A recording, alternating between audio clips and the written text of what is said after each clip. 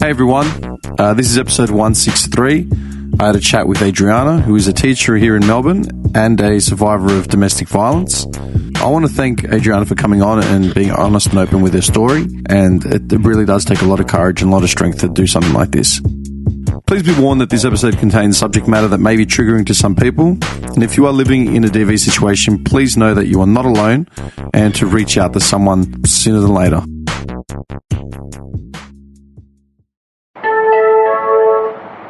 There are improvement works ahead, so this train will terminate at the next station. Fake news, folks. Fake news. Oh, he's so serious. Take me outside, how about that? Are you Muslim?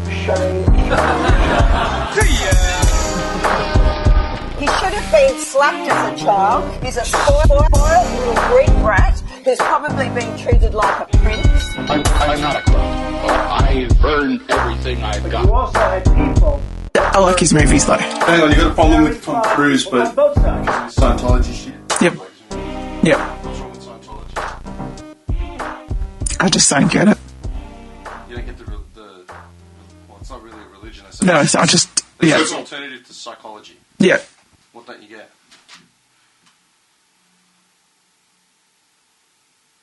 Yeah, just how people buy into it.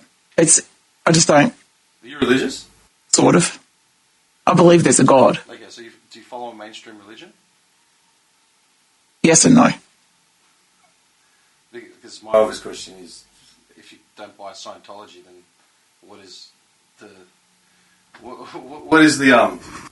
story of your beliefs that you believe? Well, when you're born into a Catholic family. No. Yeah. I don't buy that. No. No, because We're starting here, are we? oh, we can. Hang on. Wait a second. I should make my shawl. That's better? Yep, I'll try not to move too much. Is it the jacket? Because I can hear it. No, you can hear well, it is the jacket, but Yeah, I'm if getting you're it cold, warm. you'll get No. warm. I can say I that know now. I'm going to get warm, yes. No, I'm not in the belief that you should be born into a religion and then that's it, you're indoctrinated. Because if religion is the one thing that you can pick, you should be free to come up with your own ideologies. Hence why I just don't sit with that one. That's why. Hang on, save this. That's why it always makes me laugh when people say that they don't buy, say, Mormonism. I mean, have you read into Mormonism? Yep. The whole Joseph Smith story in itself, there's so many holes in it where it's like, yeah, this man's a con man. But it's the same ideology as Christianity. It's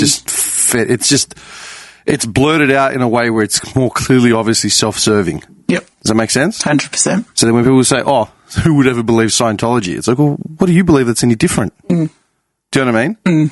There isn't, at least Scientology, we know where it stems from, a science writer from like the 40s or 50s or whatever he was. Do you know what I mean?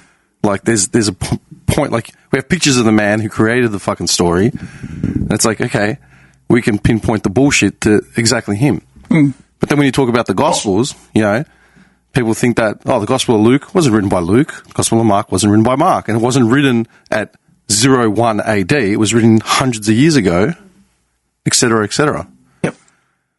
I hear what you're saying. I'm not dissing it. I'm just saying. And I love people who challenge my thoughts. I'm not saying. No, but that's the other thing that people always say, well, you have to be like a provocateur. Why do you always have to challenge? I'm like, I don't have to. But you can't have people thinking that they're geniuses in critical thinking and analysing and blah, blah, blah, blah, blah. But they full well believe that, you know, there was a virgin birth and blah, blah, without even looking at the Gospels and how they relate to that era. There were so many deities that have the same exact origin story as Jesus Christ. I'm not attacking Jesus Christ. I'm just saying, go to that era, anything between 1,000 years BC to that point. So many origin stories of deities with the same exact, you know. I'm hearing you. I am hearing you. I know you're not challenging it. I don't have you're to. being careful. Yes. You're being careful not to agree or disagree. You can disagree. I don't give a shit. No, I'm good at being impartial when I need to be. Who says you need to be impartial? Nobody. That's just me. Yeah, but wait a second. Hang on. We first started talking in like 2000 and shit. Yeah, It was long time ago. 2000s. Yes, early 2000s. Yes. Early 2000s. Well, yeah, no, early 2000s, you're right, yes. You were never impartial. Never. Yeah, I think teaching changed me. Shouldn't teaching put you in a category where you should be, not impartial. I mean, you're... No, what I do with teaching now is it's about giving all the different perspectives and then letting the kids decide what theirs is that fits in with them, because I'm not going to push my ideas onto them.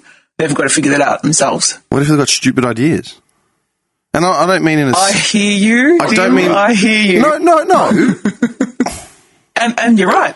They have parents who have fucking stupid ideas, who have no idea about the life that they're living and the values they're choosing to impart or not to impart on their kids. I 100% hear you. Then? You fall on deaf ears sometimes. I hear this with teachers that I know. They say that their hands are tied. Yeah, that their report writing has to be like, I'm not even going to say gender neutral. It's got to be like, just, it's got to be beige. Where's all the colour gone? Yeah, I remember when we were kids, we'd get reports back that were like, yeah, you were shit. Like, he needs to pull his head in. He's easily distracted.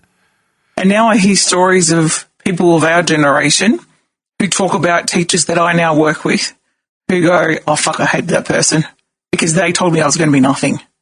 But I'm like, if you shifted it and realised that person was actually trying to make you wake up because there was no one else who was fucking doing it for you, then actually that person should have been everything to you if you realised that they just were looking at you from a critical viewpoint where you could, actually wake up to yourself and go, oh, no, fuck, I am going to do something. And I've had teachers I've worked with, one beautiful friend of mine, she's really young, motivated, intelligent. She had a teacher challenge her and it's what motivated her to become a teacher because she had someone that just went, you're not going to do anything, you're not going anywhere. And she said, fuck this shit. And I'm proud of her because now she's doing everything in her power as a teacher to impart her experience onto others. What do you teach now? Who do you teach? Yeah, this year, because I've dropped down to part-time, I'm teaching. As in, no, what year level? Oh, sorry, yeah. Year 9, pretty much all year 9 this year. Year 9? Yep. Have you ever taught high school? Yes, that's high school, year 9. I said, have you ever taught high school beforehand? Oh, yeah, I've been teaching for the last 10 years in high school. You were doing ESL students, weren't you? At some point? Gosh, yeah. That was when I was doing my rounds. So I was partially at an English language school for 6 months, or 5 to 6 That's weeks what I within remember. that 6 months. Yes, yeah. Then after that, I went and did my rounds there, and then I stayed there till I had the kids. Then moved from there to that was eye-opening in different ways. But the kids were beautiful. Fuck, they were amazing kids, so respectful, just beautiful kids. It's funny because I obviously know because I grew up in the area. Yeah, that's right. And it's yeah. I remember that school. Yeah, and I still miss working there. I miss the kids. I miss the people that I met and who helped me through my journey. But there's a story behind that, but there's a reason I had to move on, and it led me to where I am, and I'm not necessarily loving it. I wish I was. You're not loving the school, or you're not loving teaching? The school, I still believe in teaching, but a part of me is like, I think I need to figure out where I'm going now. Do I want to go back to uni? To do what? Masters. To do what? Education. To do what? Research. No, I'm hearing you. I'm getting there. Some people think that more schooling is the answer when it's like, to do what? Yeah, exactly. So I'm like, well, there's no point doing a master's because I could get a job in leadership if I really wanted to tomorrow. I had a mentor going back to, say, 2017, 2018. It was around that period when it started, ongoing for the next couple of years. Yep. And she was one of Australia's leading women in STEM with doctorates and educated abroad, and she couldn't find a job in Australia. Yeah, I'm not surprised. She's living abroad now. Yep. She was unemployable. Yep.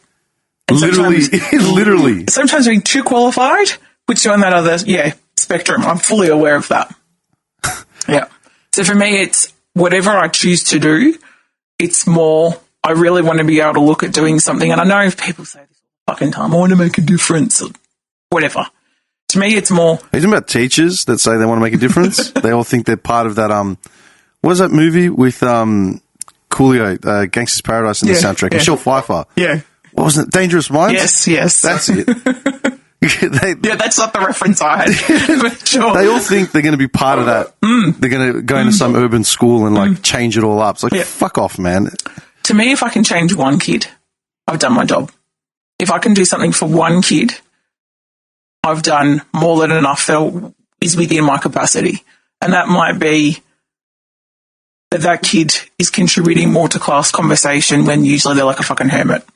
Or it might be that they are having so many dark thoughts about their lives and where they're at that they just need the other person that they don't have in their life. How many of your colleagues do you reckon wouldn't have that mentality or approach? A lot of them. Say percentage. 60%. 60% of teachers, do you reckon, go in and just get a paycheck to get the fuck out? Yep. Really? Yep. That high? I had that conversation with someone that I formed a good friendship with who's since moved on. She's working in the department now, and she said to me, we did this round table thing, part of some bullshit PD that they made us do. And they said, what made it? I know. Part of some bullshit PD. There's a lot of bullshit ones. There's some good ones, but there's a lot that I'm like, this is the same bullshit that's been spun 3 or 4 different ways. I've heard this before. It's just labelled or coined a different way. Look, for some context, okay, because, no one knows who you are yet. I don't know how much of this podcast you've listened to. We've done, I think this is episode 160 something. I noticed, yeah. Plus, 2 dozen other ones that I've done just on its own, whatever. Yeah. So I've been talking shit since 2016. Yeah. Anyone listening has an idea of what I'm about. Yeah. For context, I haven't seen you since... I was trying to figure this out in the car. I want to say 2013. Yeah, I'd say it's about the time. Yeah? Mm-hmm. I think we went and saw Tintin at the movies. Fuck. Yeah. We saw Tintin at Glen Waverley. But I don't know if that was the last time we actually caught up, but that was one of the last times me and you caught up. Yeah. Specifically. Because we went and saw that, then we had a meal after that. Yeah. That's why I remember it. Yeah. If I saw you after that, it would have been in group setting or... Yeah. But that was probably, 2012, 2013. Been at least 11 years. Yeah. Easy. Yeah. But the one thing that I do remember was that there was no bullshit with you. It was hard for you to bite your tongue. Yes. Which makes me laugh now that you say that you try and stay impartial to bullshit from your students. Yeah. Yeah, I think my experiences have changed me that way a little bit. Why is that? We're going there, aren't we? No, it's just funny because, like I said, I just remember you being, like, you couldn't hide it on your face. Yeah. Like, you're Maltese. Like, you can't. You literally see your face, like, start to pick shit apart where you have, like, even I'd be like, hey, relax. let it go. That's why it's funny, like, to hear you say this. I think part of it's because I can't be fucked with this shit fight. I've had a marriage of almost 10 years with that person for 13 years. That person was very good at challenging too much, but to the point that it was exhausting. So it became easier to be impartial. And so that's kind of taken bits of me away in a way, and I'm making peace with that. And then part of me is like, I want to be around those people, that challenge my thoughts, that push me and go, no, fuck you. Like, think about this. Think about this logically. Because that person really did alter a lot of my personality, and a lot of the motherhood did too. And then so did that whole structure of education and the box you're supposed to fit into. And you're right, I was always that person who was born to stand out and be different and see things differently. Yeah. Like, I just remember you speaking your mind a lot and being loud. Yeah. It's weird. Yeah. It's weird. Like, when I was driving here, I was just thinking about, like, when last time I saw you and trying to figure out what was going on in my life then and how it changed. And I saw a photo. I went to the footy on, what day's today? Today's Sunday. I went to the footy on Friday, and I went with 2 heads that I'd gone to a Melbourne D's game with like 10 years ago. Yeah. And I found a photo from that game. And I'm looking at a photo from that game and then a photo from this game, like, Jesus, like, I look weathered fuck, man. Like, there's no hiding it. Like, this is fucked. Like, you can actually see the contrast of like, I thought, what's actually happened in my life since the last time I saw you? And how has it changed me? Yeah. If I go back to say 2013, 2014, I can look at that era, then look at this era, and I'm not as argumentative as I was for the sake of being argumentative. Gosh, I remember how argumentative you were. I can't be fucked. I'm burnt out. Yeah. And you're not going to change. I can relate to that, and I think that's part of why I do give in as well. I can relate. I don't want to say I give in. I just let it go where I just can't. I've got bigger fish to fry. Yeah, yeah. I think about the influences I had then that would have shaped me and the way I used to handle shit and what's different now. Whereas now I feel like it's really weird. I used to say this years ago, and I only realised now that's actually come to fruition. I used to say to people, I used to say then, I don't want pity, I just want to be understood. And I never felt I was. Yeah. And then it was and the people who were in my life at that point always made it about them anyway. So I always felt like I didn't matter in that sense. Now I look at it and it's like, no, I feel like I'm pretty well understood by the people that know me the best. Even my argumentative side, even my idiosyncrasies, eccentricities, whatever you want to call them, I feel like they're taken into perspective a lot better based on the understanding people have about me. Whereas now my friendship group is, it's still tight knit. It's a bit more widespread where there's individuals that I don't see as often anymore. I mean, life. But the people that are in these groups, they know exactly who I am. They know exactly what to expect. And they know where I've come from, and they take that on board and understand it. It's not excuses. It's not. Do you know what I mean? Yes. I think that's the biggest difference. Forget the fact that it's been 10 years and we've both gone through whatever we've gone through. Why is it that I didn't come in here with like guns blazing, waiting to like take you down on some shit? It's because of that. Yes. Yeah. And I knew walking in that I knew that you wouldn't come down guns blazing. Like, where the fuck have you been? Why haven't you got in touch? No. But I knew, like deep down, I knew. I was like, I have no reservations. But you just said it. You just said that you've been in a relationship with someone for 13 years. It's been around that long since the last time I saw you. Like that. There you go. There's your first indicator. Yeah. So then, where does it start? 13 years ago? The change in me, like yeah. Yes.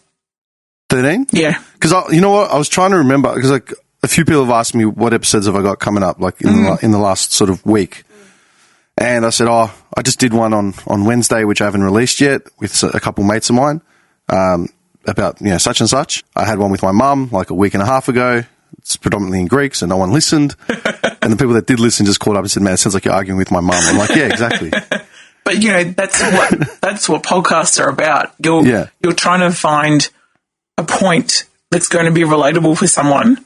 I did that one because I wanted to get my mum on record about a lot of things, and I thought, I'm going to alienate a lot of people, but at the same time, I don't care. Like this is my Christmas card to myself. Do you know what I mean? Yeah.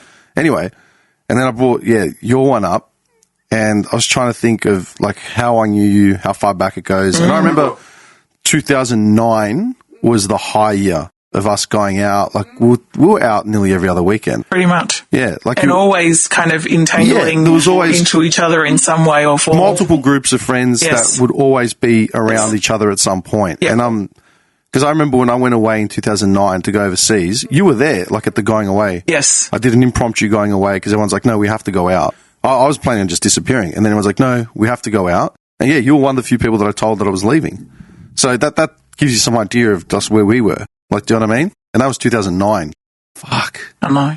It's nearly 15 years ago, man. I know.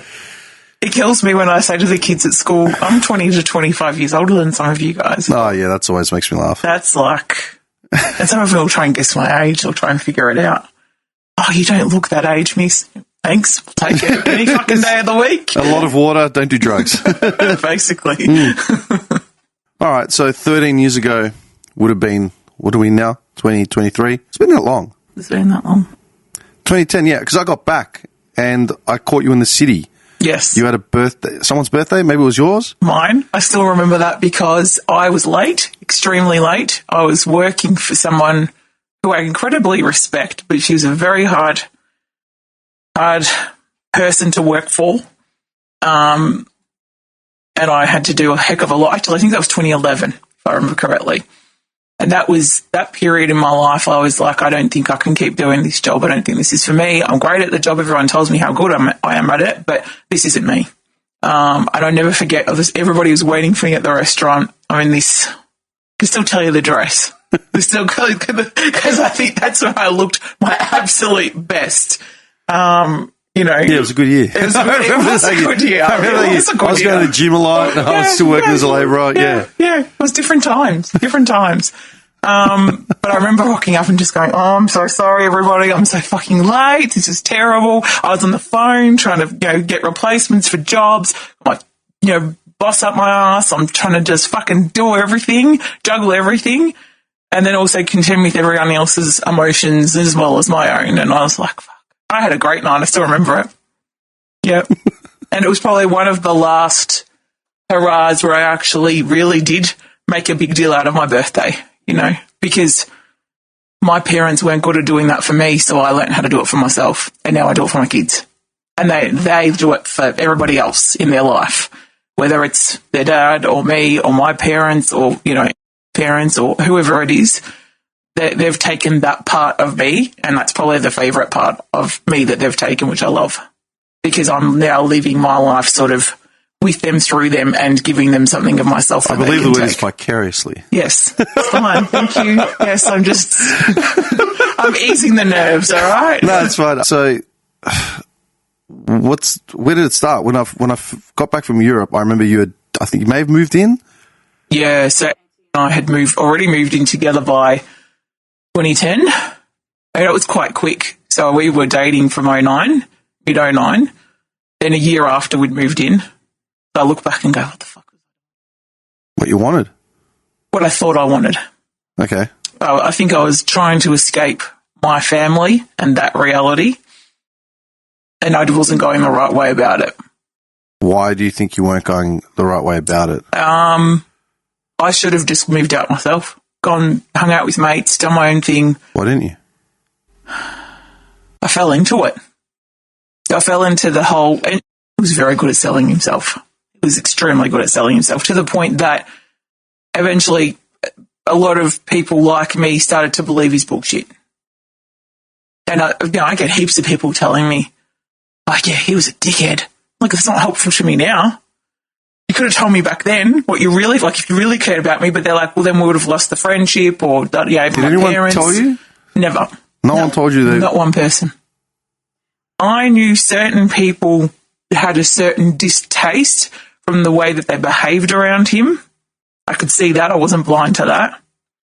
I'm just trying to think, because you're obviously going to a year where we were hanging out. A lot, yeah. But then you virtually disappeared after that. Yeah. Pretty much. Yeah. I remember just getting a few texts every now and then, and random, it wasn't from catching you every other weekend at a club or a bar or whatever. It went from that to just very, very sparse. And just from the context, what I remember, if you were talking, because I wasn't around when you got married and all that sort of thing. Yeah. So I remember you were going through some issues at one point, but because I didn't know him other than face value, maybe a handful of times seen him out. Yeah. I basically just said, look, if you're not happy, if you're not this, if you're not that, just do what you got to do what you think is right. Do that. But I didn't know anymore. That was it. Yeah. I didn't push that subject just because I didn't have any insight from the other side. Do you know what I mean? 100%. If I have context from both sides and I've seen enough, then I'll say what I think. If I don't, then I sort of just stick to the boundaries, because I always considered you pretty level-headed, to at least honest with yourself, to be able to weigh up A and B. Does that make sense? Yeah, I wish I had seen that in myself at the time. So I'm giving you way more credit than... Okay. I do agree. It was there. Yeah. Just I wasn't trusting my instincts at that point in my life. Okay. So then you've moved in. Yeah. I know that was quick. Yeah. Because I remember getting back from Europe. Yes. And you were in the city. We were in the city at a hotel room somewhere, and I stopped past. Yes. Yeah. And I'm like, oh, so what's going on? And like, yeah, we moved in, blah, blah, blah. I'm like, oh wow, like that's huge. Like this all happened while I was away. So that's why I remember that specifically. So moving forward from there. So 2010, 2011. Yeah, so we were still hanging around 2011. I really think it really shifted when I went to university. So I went back, did my dip ed, smashed that out in a year, met some incredible people. Some I'm still in touch with, sparsely as well. So, it's not, I'm catching them every other weekend. I think I found bits of myself that I think what I knew in my teens was always there, and the reason I wanted to teach and what I wanted to take from that experience, I found different pieces of myself. 2013 is when it really started to unravel. So I go into teaching part-time, then full-time. Gave everything into the school I worked at and just really wanted to make my mark. I'm 28 years old, working like a dog. But you know me, never been afraid of hard work. So that was really... You were doing like split shifts between... You know what I remember? I remember one of the last coffees we had before I moved to Noble. I was still in Clayton and you were gone...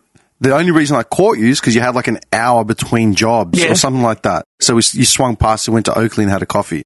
I was still in Clayton. That's why I remember it was 2012. So 2013 was when you sort of started drifting and then you were probably stepping it up. And part of that drifting was just because the work was so intense. Like you don't realise how much a full-time teacher does until you do it yourself. Yeah, and then they get, 16 weeks off during the year?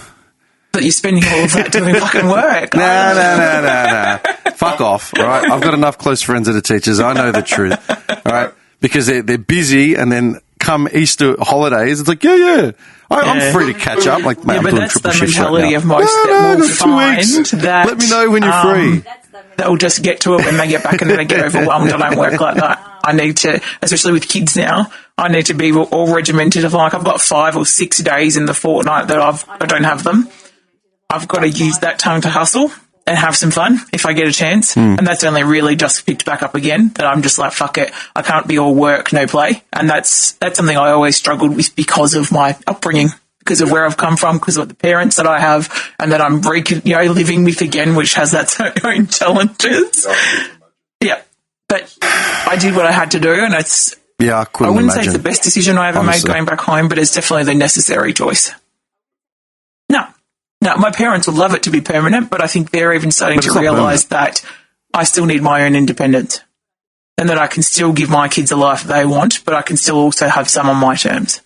So that's the reason I was in the city yesterday, because I was like, my brother and I went out and we had a great time. We started looking at areas we might want to live in and move in with him, do like a split shift thing. So I spend most of the time, 50% of the time with mum and dad, with the kids nice and close to school. And then the other half of the time, I go back to uni, be nice and close, actually go and explore the world and explore myself at the same time, So, getting there. Anyway, going back to what we were saying.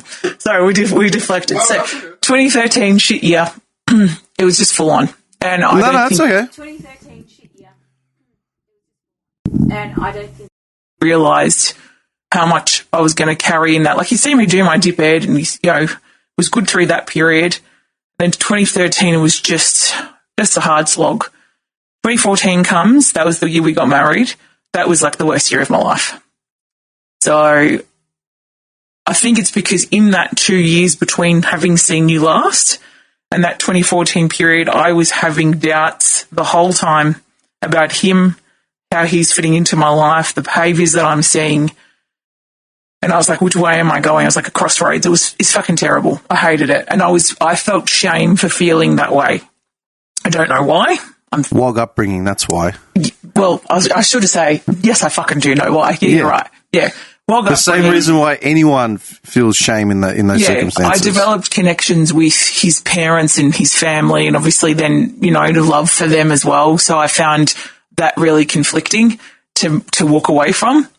Because particularly his mum, she understood me. She understood me in ways that a lot of people didn't because of her similar upbringing. So I bite the bullet and go.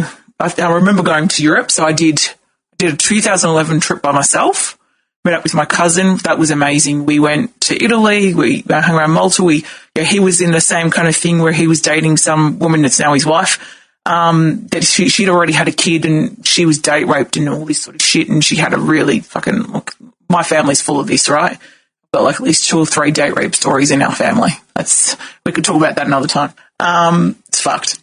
But yeah, we were looking at each other going, we were sort of in the same, space in life and trying to, we were working through each other's shit, and I still value that time with my cousin deeply because, we still have a connection even though I haven't seen him for 6 years. So yeah, I went to Europe twice, once by myself. That was great. Once again with my family. I think my dad was like, this is the last hurrah before she goes off and does her shit, because I think he could see the writings on the wall. She might get married, have kids, da-da-da. So the 4 of us went, and I remember going, spending time with my aunties. Some of my aunties over there are very close to, probably more closest to the family than I have here. So every time I go there, I think I'd always bring a piece back of them with me, and that would help emulate myself. 2014 was the worst year, though, because all of a sudden, I was fit, active, going to dance classes, fucking loving the energy that I was getting from that. And all of a sudden, through these dance classes, I'm falling to the floor in pain. Couldn't figure out what this fucking pain was. Go to the doctors. They're like, oh, let's test you for endometriosis, because that's where all the pain started. So it's like the coccyx and then through to, the pelvis and all those sort of regions. It took me, I was still working at the time, to the point that I could barely walk through the school at some stages, and then my print team pulls me up and goes, and we know it's your second year, and we know you've got, fucking year 11 accounting, year 12 accounting, VCAL kids. I had like 3 different levels of kids in that same VCAL class. There's like 30 of them, and if you know anything about VCAL, those kids are a handful and they challenge you and they keep you on your toes. But I had some great relationships with those kids.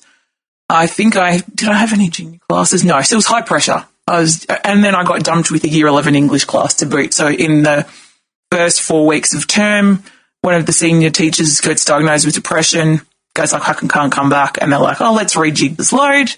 I can just slam her with everything. And I think between that stress, the stress of not knowing what was going on with my body, and I think now I've had a lot of counselling. So there's a lot of epiphanies I've had over that time. The fear and anxiety I had around making any choices was extreme. I think my body just went to shock, couldn't handle it, and I ended up spending months in bed, various doctors, trying to figure out what was going on. Left work by June, didn't get a diagnosis till August, September, and that's where it really all went spiralling. So the version of me that was the bubbly, get people together, goes out, has fun, just fucking completely depleted. All right, so just as a timeline, this is the middle of 2014. How long you'd been married? Not yet. So you weren't yet married? Correct. Yeah. When did you get married? November. Of 2014? Correct. So hang on, June, you're bedridden. Yep. And you don't know why. Yep. And you were married in November. Yep. And my dad's worried. My parents are worried that, and I think part of that fibromyalgia stems from, if you understand fibro properly, which a lot of people don't try and do, they don't give a fuck, it's trauma-based. So Wait, he could or he couldn't? He really couldn't. He tried, but he couldn't. He didn't try hard enough, let's put it that way. Okay. So very trauma-based. So I had to really start looking into, okay, what's going on in here? How am I digesting that trauma? Am I actually recognising that trauma for what it is? And then that was where my journey started. I ended up, because it was the type, just push through it, we can do anything. We've got to, make these things come true, and, you still got to live your life, da-da-da. And even my parents were like, dude, just back off. Like, just let her figure it out, let her get well. Things can be moved, da-da-da. And I think that was my dad's way of saying, fuck, you shouldn't be marrying this guy. But my dad, like even my brother was talking about it to me yesterday, going, if my dad had said to me, don't do this, don't marry him, he would have lost me. So he made the choice that was best for keeping that relationship. And then there's another element to how he would try and pull me away from my parents. And okay, wait a second. Yeah. Hang on, I know, lots of layers. There's layers. I'm just trying to figure out where your mind was at in, say, mid-2014, right? You've been bedbound now with trauma. Do you know what the trauma stemmed from at that time? I'm not talking about now. No. Now I do, but then I didn't really. No. Okay. Yeah. And I had other friends, not just you, but other friends who were still kind of around at that stage that now have drifted. And I went to high school with them and stuff, and I'd known them for, some of the family friends, I've known them since like 5-6 years of age that now have distanced. And I think part of that is the behaviour I was probably presenting at that time. So I was quite erratic. I'm not proud of the behaviour that I had, but at the same time, it was reflecting how I was feeling, and I hated that because my dad has had a pain diagnosis since the age of 36, like essentially my age now, and he was undiagnosed for 36 years, and I look at the way that he used to respond to that pain, and he'd use that and lash out on us. And so I didn't like that version of myself, and there was a lot of shame and guilt associated with how I was feeling, how I was projecting outwards. We also bought a house in that year. And now it's all coming back to me. Bought a house in that year. So that's where my brother's living now. That's another story in itself. You're going to love that one. Fuck. Just the layers. It's just, yeah. Yeah, so we bought a house, trying to move in. I'm losing my shit because not that organised, regimented fucking, he just does everything. He doesn't think, he just does. And me, I'm just process orientated. The one thing I remember... No, I'm being honest. Please. Yeah, the one thing I remember, that you'd said was that you were over this impulsiveness and just no forward thinking, no planning, just detrimental shit. Yep. And I said, like what? And he said he bought a snowboard. I went, what? I said he bought a snowboard. And I said, does he snowboard? He's like, no. I thought you said you were having money issues. We are. I went, so why did he buy a snowboard? You're like, you told me. And I just remember that. So I remember and my gut thinking like, and my gut right now is like, why did I walk into this? Why did I do this? Because I thought I loved him. I did think I loved him. You know what's killed me is like, we're talking about these timelines, right? I'm about to go away on my trip at the end of June. I'm away for 5 weeks. That is the longest holiday I'll have had since last year when I was in the Philippines for like 10 days and I was injured the entire time. So I just slept. I slept the entire time. I was in pain. Yeah. Before that, the longest trip I'd had was Europe 2014, 2 weeks. And I had to blitz through Turkey and Greece. Yeah. And I got a body corporate bill yesterday for $2,500. Fuck. Due in the first week of July. Fuck. Right? So the first week I'm in Europe. I'm like, I look at the arrears and the arrears are $20. Yeah. I'm like, I caught up because I did a lot of work over the last 3 months and I was just pumping money into it. Yeah. And I'm thinking, maybe I can back off and, maybe have money for Europe. No, idiot. Like, when you get back, it's just going to be there accrued with interest again. Yeah, that's right. So I'm not. And see, that's where, from the get-go, I should have said he wasn't good for me because he still went to Europe even though he had a massive debt. And I stupidly helped him out with it because, You could. I could, yes. Yeah. I could. And I wanted to. I felt like I wanted to at the time. And because I felt sorry for him. Yeah. Because it was the whole, he couldn't ask his parents for shit, which is ironic because now he has to ask his parents for everything because he's still not great with money. Which one do you reckon outweighed the other? Did you feel sorry for him more than you could have, were in a position to help him? Or were you in a position to help him a lot, was a lot easier than you actually feeling sorry for him? Does it make sense? Like, did you have money where it was like, yeah, I can do this. It's no big deal. I did have money where I could go, did you feel sorry for him more than you were beyond your means? First one. Okay, so it was no big deal.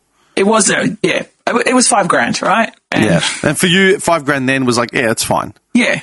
I knew, I had this trust that I was going to get back at some stage, and I did. So when I did my dip ed, I said, dude, you're paying the rent. I'm not fucking chip into rent when I'm trying to manage two part-time jobs. Dip ed takes you out of that, and you have to kind of navigate, and you're here, there, and everywhere. Like, my life was nuts that year. So he, eventually sorted me out. But I think part of what I didn't realise at that time is he was really good at the emotional manipulation from the beginning. And then my journey, really, when I look at everything logically, take my emotional brain away, just logically, points into the fact that I was just the perfect victim for someone like him. You met in 2009. Yep. And by 14, you were engaged to be married. And you'd bought a house. Correct. So I'm not saying that in any point I didn't necessarily feel like he was, grabbing me by the fucking balls going, you have to do X, Y, and Z. Well, I hope he wasn't. No. There's more to the story. Yes, there is more to the story. Okay. But that subtle emotional manipulation was there from the beginning. I just Really? I just didn't see it. I just said, I can't tell my parents this shit, and I have to, I've got to sort out these debts, and, I know, I work my ass off, but, I just can't get my ducks in a row. And I remember what had happened was he'd signed something to try and get debt, the debt waived off, and he had $5,000 saved for Europe, and then all of a sudden it went like that, because obviously the debt collectors go, you have money. Off it goes. So not only did I give him the $5,000 to make up for that, but essentially that kick-started him to get his credit rating back. So I don't deny that. I'm not sitting here going, give me a fucking medal. I saved this guy from fucking years of credit rating shit. I don't want the medal. I don't care. I'm not sitting here going, I saved this person. No, you were together. Yeah. You were financially invested in each other as well. Yeah, so it's like, well, let me help your situation, because it's our situation. Yeah, that's it. That's fine. Yeah. I've got no problem with that. Yeah, that's it. You help when you can help. See, I've said this before on this podcast, and I'll say it again. Like, my old man, he would come home. Like, I grew up in a house where he would come home on Saturday and dump his paycheck on the table and say, here, this is what I have. I've heard you say this. Yes, yeah. And it's like, cool, I get that. Like, I respected that. Like, all right, because I know guys that were hiding money from their partners. Like, you're a dickhead. Like, you're investing in your future. At the same time, my mum put it in context years later. By him doing that, he relinquished all responsibility to budgeting, finance, the house. No problem. It's just like, he expected everything to be sorted because he was giving up his salary. So it's like, I've worked all week, take my money. Like, I'm giving you all my money. Like, what more do you want from me? It's like, well, I'm balancing the budget. I'm doing the books. Like, I'm making this work across everything we have. You have no idea how to do it. Does that make sense? Yes, 100%. Doesn't make someone self-reliable. And I've actually just had an epiphany. I can't fucking believe I've had this epiphany, but you've made me realise when it flipped the switch for me. When I was the one that was the responsible one with money and the decisions and what I thought was good for the both of us at the time. And it was that period when I had to stop work, obviously without an income for a little while. I did eventually, couldn't believe I managed this, but I did eventually get this disability support pension because that's fucking hard to get. And not for long, and it wasn't much, but it was just enough to pay the bills, right? Just enough to give that little extra to get through. And that's when I think the switch flipped, because it's like all of a sudden I have to have control. And that's when that control it started to grow. So it was only little things, but then over that period of time, he wanted to control that narrative. So whatever we were doing, he was controlling that narrative the whole time. But the thing was, usually I was the good saver, he was the great spender. He doesn't think logically about what's coming next, not a forward planner.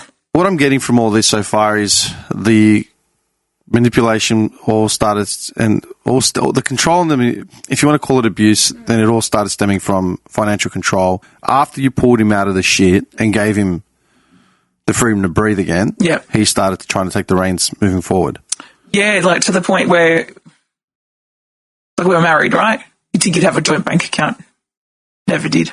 Yeah, that always makes me weird when I hear about couples that don't. Yeah. I don't care if you have a singular bank account for you, like on your own, fine. Yes, just so you have access to money. But as long as it's a collective where you're putting money in and then you're draining it out. Yeah. So for the first house, I signed my name. His name was actually not on the house. Okay. Because he didn't have a credit rating for it. Yeah. So I couldn't even believe that I managed to, I actually forgot that. I don't just singularly get signed on to a mortgage. Yeah. The mortgage wasn't extreme, but it was enough. No, it's one person on a mortgage is an accomplishment. In 2013, 2014, I got my mortgage on my own. I don't know how I did it. I just swindled and hustled my ass off and lied. But I got it done. I got it over the line. Yes. That in itself is an accomplishment, because I know so many people that are our age that have never bought a property. And now you think about it now. Oh, there's no chance. I look at it and go, single income, works 3 days a week, on good coin for a teacher, sure. But there's no way they will look at me and go, with dependents? Fuck that shit. I look at the only way, people say to me you should get rid of your apartment because it's just a dead hole, right? Because that's another situation. Yeah, I get it. And I'm like, no, because if I do, if I sell it, I won't get enough back to even cover the mortgage. You've got to go long term. I've wasted 10 years of investing, and there's no way I'll have enough to get a deposit back in time. Like, you know what I mean? It's equity now. Like, Yes. that's it. That's there for the long haul until Yeah, I get something else. Yeah, I hear you. Yeah. All right. So I'm just trying to understand something. I'm just trying to understand something. Yeah. So from 2009 to 2014, right?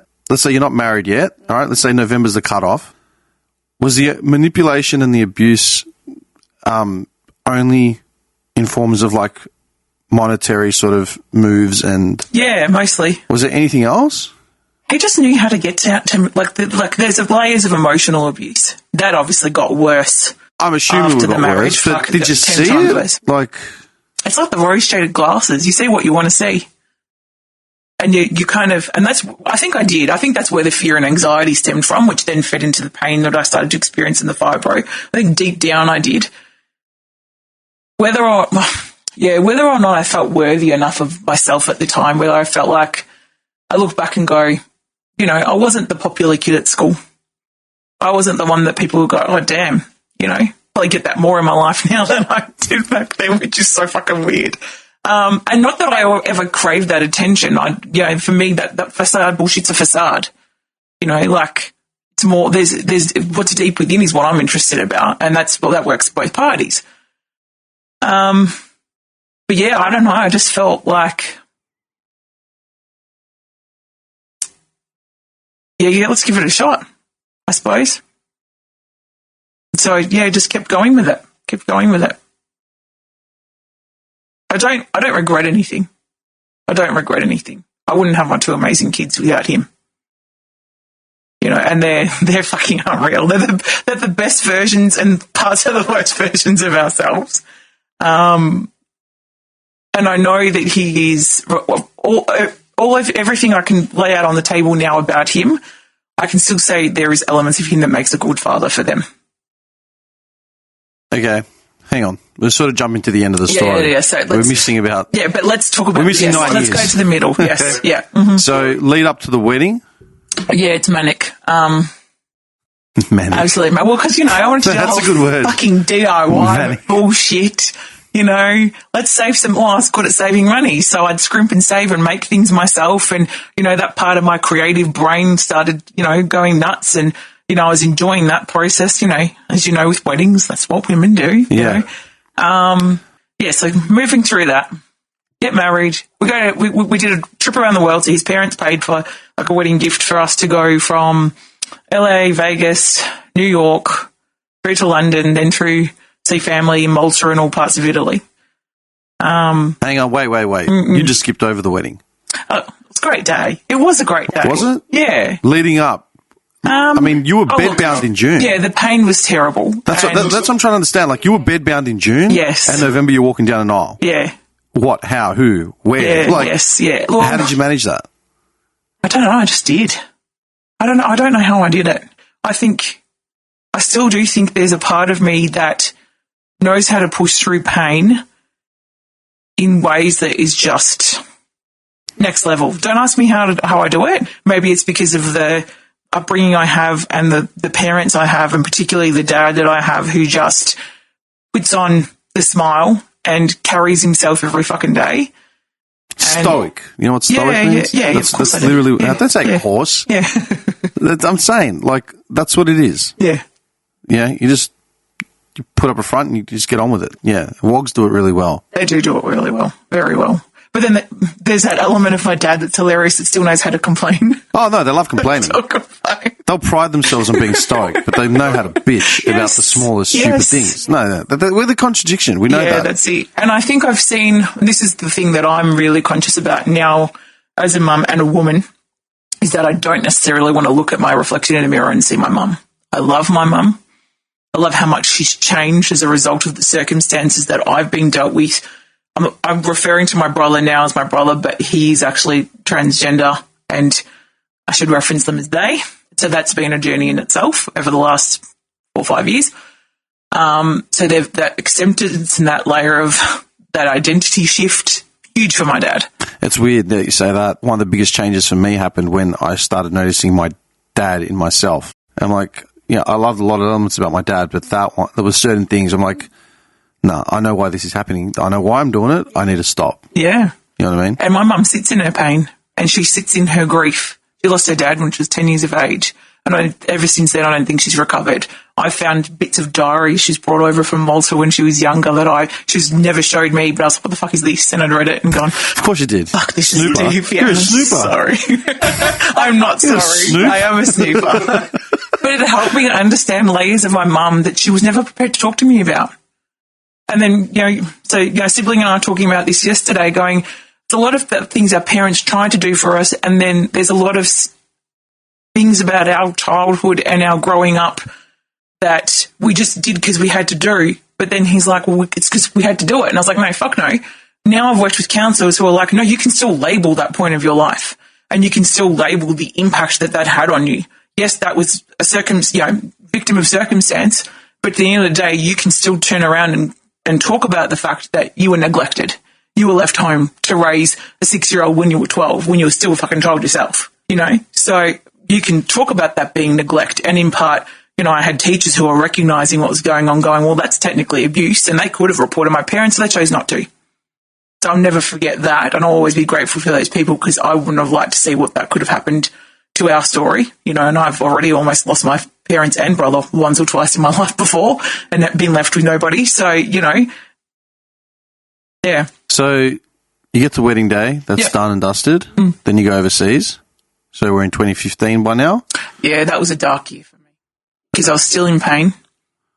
I started to go back to work. That was a bitch in itself because work made it difficult. I'd just been over the 6-month cap of being at work, so I had to get my own medical, then had to go through the Department of Education's medical bullshit to be able to be deemed fit to return back to work. And so I was supposed to technically start a few days after my grandma had died. So I reckon she held on literally just long enough for me to get there. So I'd gotten married and she'd been diagnosed with cancer previously. Malta's shit in their system. They don't really tell you whether it's come back or not, and we never really got a clear, conclusive evidence of what the fuck happened. But I get there, was there for 7 days. So I wasn't there for the shortest period of time I've ever been in Malta for. Me, I usually go for a lot longer, spend time with family, reconnect. It's shit, isn't it? I fucking hated it. 2014, I was there for 7 days. I hated it. I literally hated it. So we were probably there around the same time. I slept 14, 2.5 hours a night Yeah. just to get, I landed, went straight to the village and was back in Athens it's nuts. 30 hours later. How? I'm like... Malta's great in the sense it's so small. You can get around in a day, really, if you want to. Well, back then you it's could. just, you get to someone's house, it's like, oh, you're going to stay for dinner? I'm like, it's dinner. Okay, wrap this coffee to go because I've got to get out of here. Got to get out of here. Got to keep moving. So that was hard. And then she's in hospital. I'm in and out trying to see other family. Also help her in and out of hospital. So she comes out the day that I'm meant to be leaving, and that was fucked. I remember how much pain I was in going back home because I was like walking away from her going, I think this is the last time I'm ever going to see you. And because I could see this peace in her face all of a sudden, something within my body just went, this is it. And I didn't have the guts to tell my father that, because I knew there was a good chance he was going to have to jump on a plane. And literally, no joke, between the time I got home, we saw each other for 20 minutes. He's like, you're back, I'm out, see you later. And let's go for the funeral. Because I'd found out about her passing when her sister, who died not long after, about a year after, posted on Facebook, of all places, that her sister had died. And I'm like waiting to get on the plane. My mum and dad and even parents at the time were terrified that I'd already known. And the whole plane ride home, he's listening to the music, shutting down. I was like, I just can't fucking handle this. He was good at that time for dealing with that grief. But now I look at, and I know there's a lot of time that passes, another significant person that's passed away recently in my life, and he was a completely different person to the one I needed then to who I needed now. So there's a big element of that story that then stretches out that I see more and more significant issues, but obviously I don't really see them, for their face value, for truly what they really were at the time. So 2015, she dies, I got back in a fucking shit headspace. I went down the barrel of deep anxiety, depression, catching up with very minimal people, shutting out the world. I worked, do what I fucking had to do, I'd get home and say to me, hey, let's catch up. Literally an hour or two before I'm supposed to meet up with them, I'm bailing, I feel like shit today. Sorry, guys. That's not me. That's not who I am. This diagnosis fucking changed me, and I hated that. And then part of me was like, well, I want to have kids. You know, I want to do this thing. I want to get to be a mum. All of our other friends are starting to have kids and families and shit, and I'm loving connecting with their kids. And I still miss them now because obviously I'm not connected with them since the separation, and that's just where it is for now. 2016, started trying to have kids. That was tough because I knew from get-go I was going to be a problem. I knew he'd be fine, and we did all the tests and we kept trying and all that sort of shit. And it was hard because it all became about his mates. So, and he always loved his mates and loved being around his mates. And what I wish I'd seen is that he's portrayed to be about his family. Fuck that. No, his family was his friends. There's nothing to a degree wrong with that. But then he started pulling me away from my family. Or I'd go and see my family and he wouldn't want to come. He'd make some fucking bullshit excuse. Oh, I've got to do this. Oh, you know, I'm going to do a bike ride on the way. So, you know, he'd be gone for like an hour and a half, and by the time we get to the house, have a shower, have dinner, we'd be back fucking off because we've got work the next day. So he didn't necessarily like my parents. Did I perhaps contribute to his thoughts, feelings around my parents? Maybe, because of my past. But then people change. You know, you don't have to necessarily see them where they were to where they are now. And I don't think he had that hindsight. I don't think he was prepared to look at them with open eyes and, you know, opportunity like I do with his parents. How was your relationship during that period? I still made time for my family. No, I meant with... Oh, look, it was okay. He was supportive, but then there was elements that, you know, people start telling us, you know, pregnant, this is awesome, da-da-da, and I'm fucking in tears like an idiot going, I'm really happy for you, I'm really fucking shit for me. And I hated feeling like that. I had a lot of guilt with that because I'm not a selfish person. You know, I impart kindness to people. I impart good thoughts and feelings and emotions to people. Who the fuck is this person who's self-loathing? I don't know this person. But he was mostly good. I just don't think he really knew how to go about it.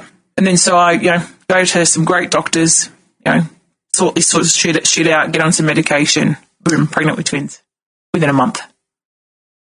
And then that just ride was another wave in itself. It was a happy ride. That was probably a really happy time because it's like, you know, we'd planned a trip to go see my cousin get married, and he asked me to be a witness, which, you know, in the eyes of the Maltese Catholic stuff, that was more significant than being a bridesmaid, you know, or anything else. So, you know, supporting my cousin through that with knowing how much he'd been to, I was like, fuck, I want to be there. And my parents paid for my ticket. Yes, I like, fuck this, don't worry about the money, we're going, you know, and this is the last time I'm going to get together. And I got to tell my grandmother I was pregnant. She's still alive, thank God. She's the last one living now, you know, out of, you know, the immediate grandparents. And she's what, fucking 91, 92. They built to last, these people. Yeah. They're fucking just another kind. And I think she always, anytime I had doubts in my life, she was the person I'd go back to. She'd refuel me. So getting to be able to tell her face to face before her Alzheimer's diagnosis, just before, that she was going to be a great grandma to twins was fucking just highlight. So I can't regret anything because I wouldn't have then had those experiences. I might have somebody else, sure, but they wouldn't have been those same experiences. Yeah, look, speaking to people like in situations like yours and similar and stuff like that, when they say things, oh, you know, I have, say, X child, or I have this experience, or I had that, so I can't regret it. I'm like, look, man, you could have had it with anyone. It could have been different. It could have been the same. Could have been better. Could have been worse. Like, you never know. No. You know? So I just feel like there's no point sitting in regret. It doesn't get you anywhere. Yeah, no, I agree with that. But now it's like, now I look at myself as a person and go, fuck, I wish I could have looked just for 5 seconds at the mentality I have now around life, around the content that I'm absorbing, and going, oh, fuck, I wish it was for 5 seconds I could tap into that and give that person what I didn't have.